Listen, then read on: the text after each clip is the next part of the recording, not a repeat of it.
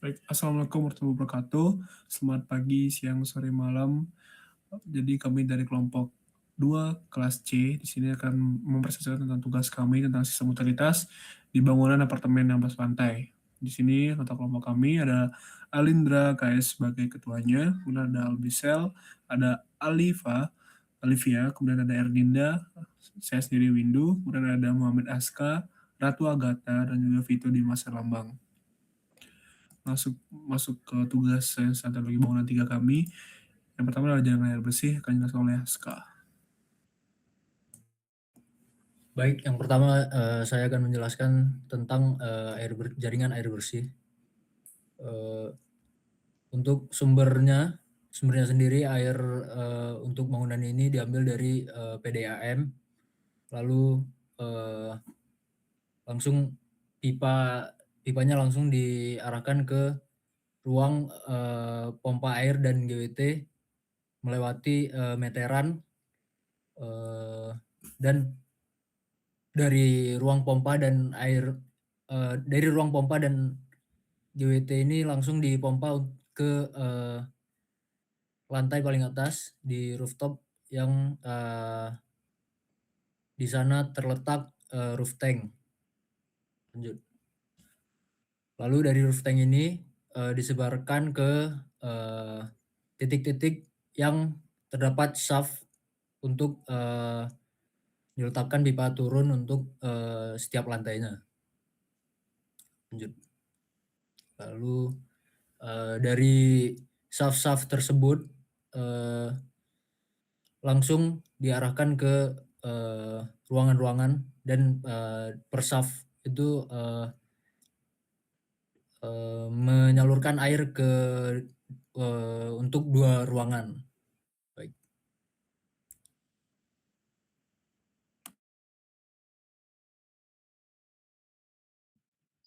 Selanjutnya untuk jaringan air bekas, air kotor, dan air hujan. Jadi untuk air kotor sendiri itu terbagi menjadi 2 jenis. Yang pertama itu ada grey water, itu air buangan yang berasal dari pembuangan sink, wastafel, air kolam, dan floor drain kamar mandi. Dan yang kedua itu black water, yaitu merupakan air buangan dari kloset yang menyertai limbah padat yang dibuang serta air dari bidet dan urinal. Nah yang pertama itu skema alur air bekas atau grey water. Jadi untuk grey water sendiri itu dari ruang-ruang seperti toilet atau dapur, kotoran dari sink, wastafel, maupun floor drain kamar mandi itu masuk ke pipa distribusi. Kemudian pipa distribusi yang berada di dalam shaft per unit. Kemudian masuk ke submit dan masuk ke sistem, baru masuk ke STP untuk diolah, yang kemudian bisa dipergunakan kembali untuk masuk ke dalam water tank. Kemudian dipompa sampai ke roof tank dan masuk lagi ke pipa-pipa air bersih untuk didistribusikan ke tiap unit. Selanjutnya itu skema distribusi air kotor atau black water. Dari per unit, dari kloset per unit itu air kotor seperti tinja atau dari kloset itu masuk ke pipa distribusi yang berada di shaft per unit, kemudian masuk ke septic tank, lalu masuk ke STP untuk diolah, dan kemudian airnya bisa dipergunakan kembali masuk ke groundwater tank yang dipompa hingga masuk lagi ke pipa distribusi air bersih di shaft ke per unit. Selanjutnya untuk air hujan itu menggunakan sistem rainwater harvesting. Jadi air hujan yang dari atap itu masuk ke gutter atau downpipe, lalu kemudian masuk ke harvest tank untuk diolah agar airnya bisa dipergunakan, dan masuk ke groundwater tank, kemudian masuk ke booster pump, lalu masuk ke pipa distribusi dan masuk ke roof tank, dan dapat dipergunakan oleh setiap unit.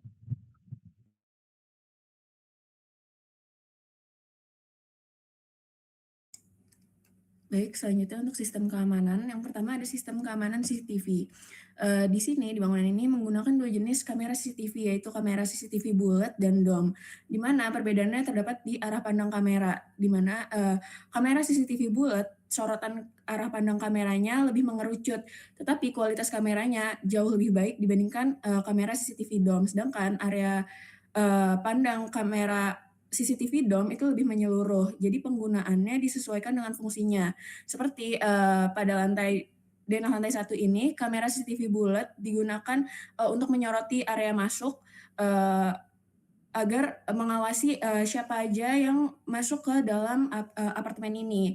Kemudian juga digunakan di area-area ruang utilitas atau ruang panel karena membutuhkan pengawasan yang lebih untuk mengawasi berjalannya utilitas-utilitas tersebut seperti di ruang genset, ruang pompa air atau GWT, ruang STP. Sedangkan area lainnya lebih menggunakan kamera CCTV Dome karena agar arah pandang kameranya lebih menyeluruh seperti di area lobby, lobby lift, kemudian dekat tangga darurat untuk menyoroti akses saat darurat nantinya.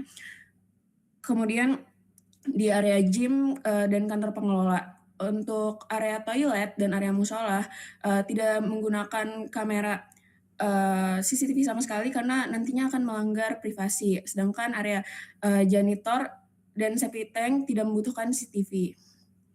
Selanjutnya, untuk sistem keamanan CCTV di lantai tipikal 2 sampai 15. Di sini penggunaan kamera CCTV bulat digunakan di area-area lorong karena agar arah pandangnya lebih mengerucut dengan kualitas yang lebih jelas. Kemudian untuk area lobby lift menggunakan kamera CCTV bulat dan juga CCTV di area menuju ke tangga darurat juga menggunakan CCTV Dome. Selanjutnya pada area rooftop itu menggunakan kamera CCTV bulat dengan kualitas yang waterproof, di mana ini akan ditempel di box dari lift. Area-area kamera tersebut untuk menyoroti area-area utilitas yang ada di rooftop. Kemudian selanjutnya ini adalah skema keamanan CCTV di mana titik-titik kamera CCTV itu berada di area-area lorong di lantai tipikal karena tidak ada di dalam area unit apartemennya. Kemudian sedangkan untuk di lantai 1 terdapat kamera-kamera CCTV di area-area yang tadi sudah ditunjukkan diperlukan. Kemudian setiap titik kamera tersebut disambungkan oleh kabel data CCTV yang nantinya menyambung dan berakhiran di ruang CCTV dan keamanan sebagai area kontrolnya. Selanjutnya, kemudian ada sistem keamanan kontrol akses yang dimana di sini menggunakan card reader untuk area-area akses lift, gym, dan kantor pengelola.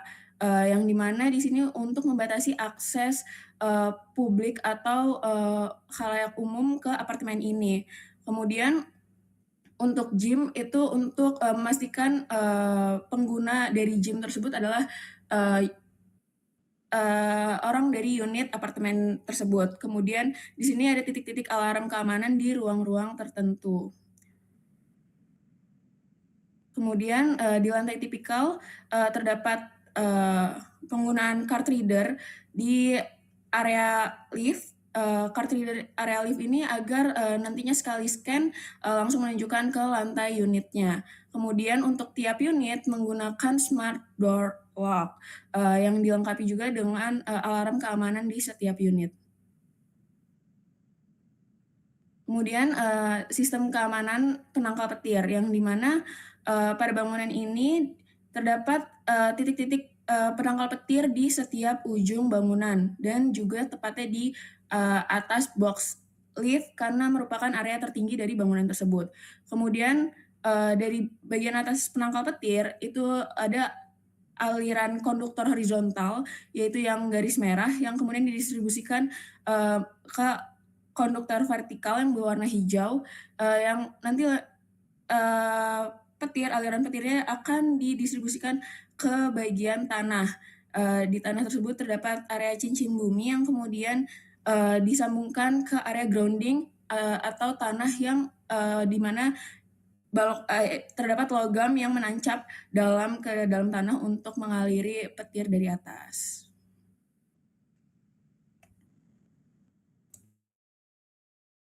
Ya, selanjutnya adalah penjelasan terkait building automation system atau yang bisa disingkat dengan BAS. Jadi yang dipaparkan sekarang adalah skema dari lantai satunya. Jadi di lantai dasar ini sistemnya dipusatkan pada ruang otomasi sebagai pusat kontrol utama bangunan.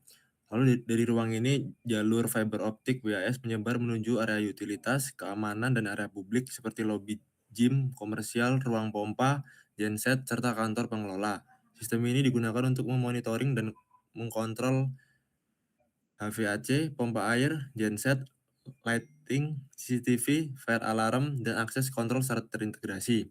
Lalu untuk fiber optik sendiri di sini bertugas sebagai media yang bisa menyebarkan informasi dari ruang otomasi menuju ke seluruh ruangan.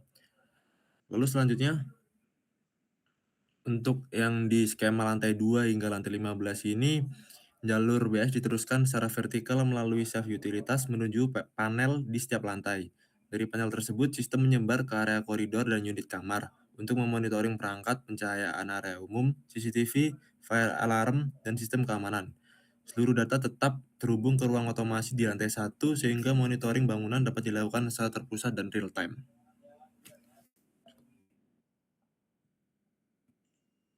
Selanjutnya, sistem yang mendukung kebutuhan komunikasi, akses internet, dan data, serta distribusi sinyal secara merata ke seluruh area bangunan. Sistem ini menggunakan jaringan backbone fiber optic sebagai media utama distribusi data antar lantai dan jaringan UTP sebagai distribusi data pada masing-masing lantai.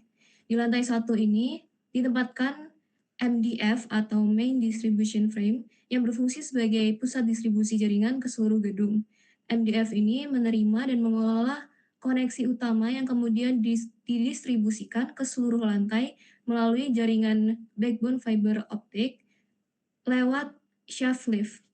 Dari MDF, jaringan diteruskan melalui jalur cable tray menuju access point dan juga data outlet yang berada pada area lobby, gym, kantor pengelola, area komersial juga, dan di koridornya juga ada.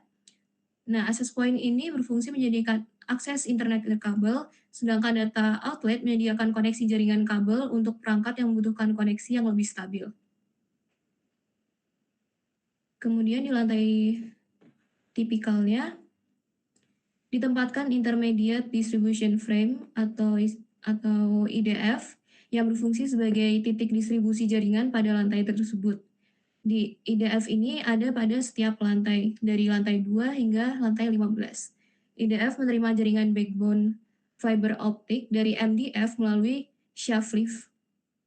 Dari IDF ini, jaringan didistribusikan melalui jalur kabel tray menuju access point yang ditempatkan pada koridor dan juga menuju data outlet yang tersedia pada setiap unit kamar. Penempatan access point pada koridor bertujuan agar cakupan sinyal Wi-Fi-nya dapat menjangkau seluruh area lantai secara merata. Sementara itu, data outlet pada setiap unit memungkinkan penghuni memperoleh akses internet kabel apabila diperlukan. Selanjutnya pada rooftopnya terdapat telekom room yang berfungsi sebagai ruang peralatan telekomunikasi bangunan. Ruangan ini menjadi lokasi penempatan perangkat pendukung jaringan dan komunikasi. Telekom room terhubung dengan antena komunikasi ISP melalui jalur kabel data. Antena komunikasi ini berfungsi menerima layanan internet dari penyedia jasa internet dan meneruskannya ke sistem jaringan gedung. Di telekom room ini juga ditempatkan SB atau signal booster yang berfungsi memperkuat sinyal komunikasi agar dapat diterima dengan baik di seluruh bangunan.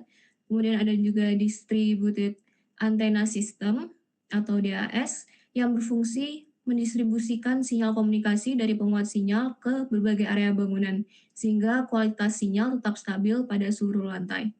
Jaringan dari telekom room ini kemudian diteruskan melalui backbone fiber optiknya menuju MDF dan juga IDF melalui shaft lift.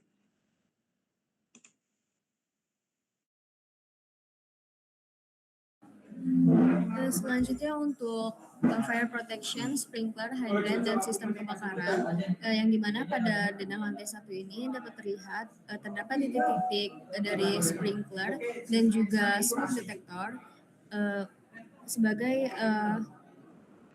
sebagai peringatan atau informasi masuknya dari adanya kebakaran pada bangunan tersebut.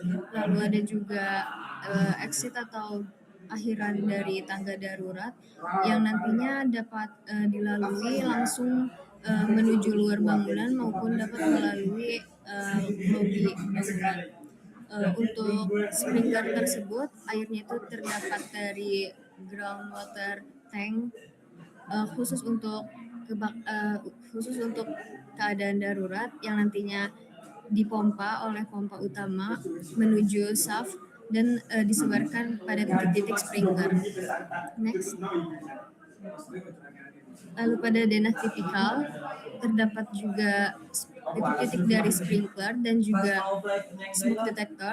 Di sini juga terdapat heat detector di mana pada ruang-ruang dari apartemen tersebut terdapat area dapur atau kompor yang nantinya bisa terdeteksi jika ada kebakaran. Lalu untuk tangga darurat juga sama seperti pada lantai 1, dia akan menerus dari lantai paling atas menuju lantai terbawah, dan juga di sini ada 2 titik yang dimana itu menjadi pemecah dari 2 bentuk bangunan tersebut. Lalu untuk sprinkler tersebut mendapatkan sumber dari air groundwater tank yang kemudian naik melalui shaft yang ada pada di denah. Ini gambaran dari potongan bangunannya yang dimana groundwater tank fire itu menuju pompa utama lalu didistribusikan ke seluruh bangunan melalui shaft pada bangunan.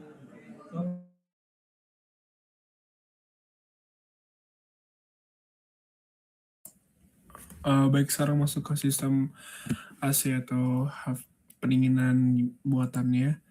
Jadi di sini bisa kita analogikan sebagai jantung yang memompa darah ke organ-organ tubuh lah. Jadi outdoor VRV unit ini itu adalah jantung yang kemudian memompa ke pipa refrigeran cair dan pipa refrigeran gas ke shaft yang diletakkan di tengah sini di samping ruang panel. Jadi untuk outdoor VRV unit ini diletakkan di rooftop itu karena menggunakan sistem VRV.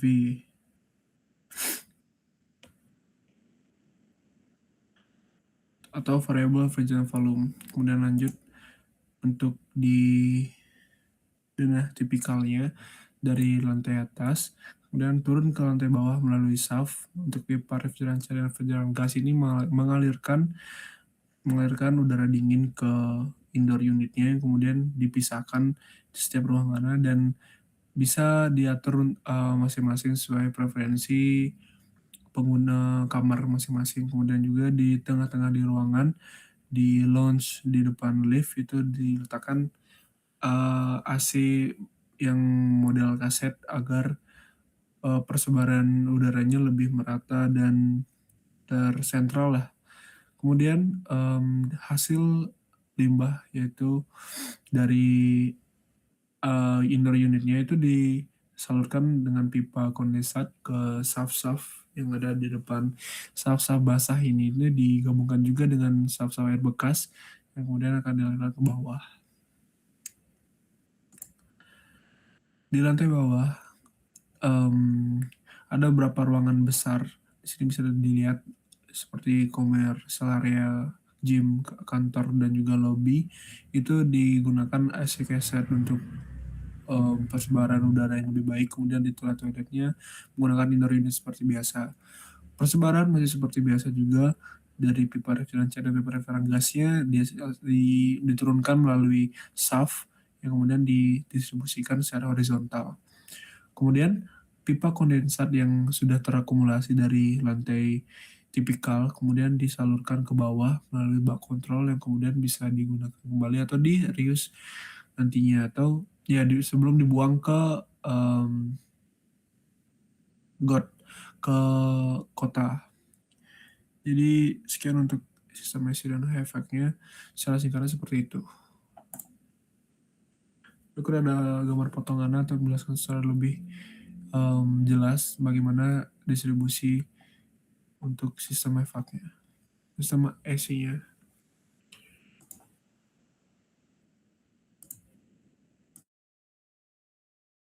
Baik, selanjutnya ada sistem kelistrikan. Pada gambar ini dari jalur listriknya dimulai dari jalur daya utama, kemudian disalurkan ke panel listrik. Nah, dari panel listrik ini kemudian disebarkan ke seluruh ruangan. Dapat dilihat dari denah yang ada, panel listrik menyebarkan mulai dari ke elemen-elemen seperti lift, lampu, dan juga saklar. Kemudian untuk di lantai 1 sendiri juga terdapat ruang genset sebagai daya cadangan jika terjadi mati listrik. Next slide. Kemudian untuk di lantai 2 sampai 15 untuk jalur kelistrikan vertikalnya sendiri menggunakan sistem shaft sehingga listrik dapat disalurkan secara vertikal. Dari sistem shaft ini juga disebarkan langsung ke setiap ruangannya. Next slide. Kemudian untuk di lantai 16-nya sendiri terdapat kebutuhan listrik yaitu exhaust. Cukup.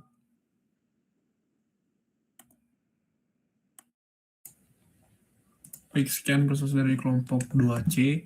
Untuk tugas kami, mohon maaf jika ada kata yang kurang mengenakan antara disengaja atau tidak sengaja. Saya tutup. Selamat pagi, siang, sore, malam. Assalamualaikum warahmatullahi wabarakatuh. Terima kasih Bapak Ibu.